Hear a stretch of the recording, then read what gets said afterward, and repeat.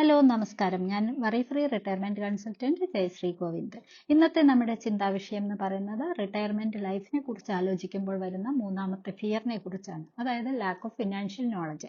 കൃത്യമായ സാമ്പത്തിക അറിവില്ലായ്മ കൊണ്ട് നമ്മൾ പല അബദ്ധങ്ങളും കാണിക്കാറുണ്ട്. അതുകൊണ്ട് നമ്മൾ ഏറ്റവും മോശമായ പ്ലാനുകൾ ചിലപ്പോൾ തിരഞ്ഞെടുക്കാറുണ്ട്. നമ്മുടെ ഇൻവെസ്റ്റ്മെന്റ് അതുപോലെ നമുക്ക് കൃത്യമായ ഒരു ഫണ്ട് തരുന്ന രീതിയിലായിരിക്കില്ല. നമുക്ക് ശരിയായ ഒരു ഡിസിഷൻ എടുക്കാൻ പറ്റാതെ നമ്മളുടെ അറിവില്ലായ്മ കൊണ്ട് നമ്മൾ പല അബദ്ധങ്ങളും കാണിക്കും.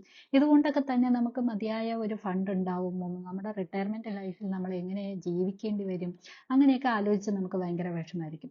ഇതിനൊക്കെ ഉള്ള ഒരു മാർഗം എന്ന് പറയുന്നത്, ഒരു സൊല്യൂഷൻ എന്ന് പറയുന്ന ആദ്യത്തെ കാര്യം നമ്മൾ അതിനെക്കുറിച്ച് ഒന്ന് അവയർനെസ് നേടുക എന്നുള്ളതാണ്. അല്ലെങ്കിൽ ഫിനാൻഷ്യൽ പ്ലാനിങ്ങിനെ കുറിച്ച്, റിട്ടയർമെന്റ് പ്ലാനിങ്ങിനെ കുറിച്ച് ഒക്കെ നമ്മൾ കൃത്യമായ ഒരു വിവരം ഉണ്ടാക്കിയെടുക്കുക എന്നുള്ളതാണ്.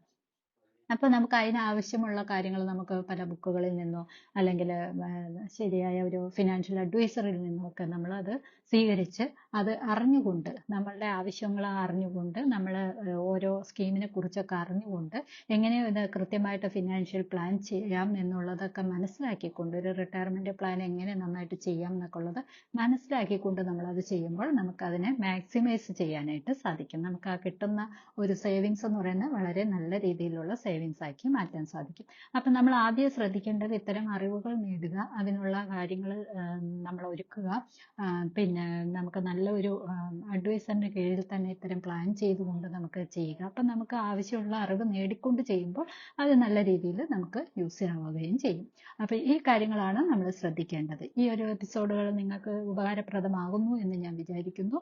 അടുത്തൊരു എപ്പിസോഡിൽ കാണും വരെ എല്ലാവരും സുരക്ഷിതരായിരിക്കുക, സന്തോഷരായിരിക്കുക. Thank you.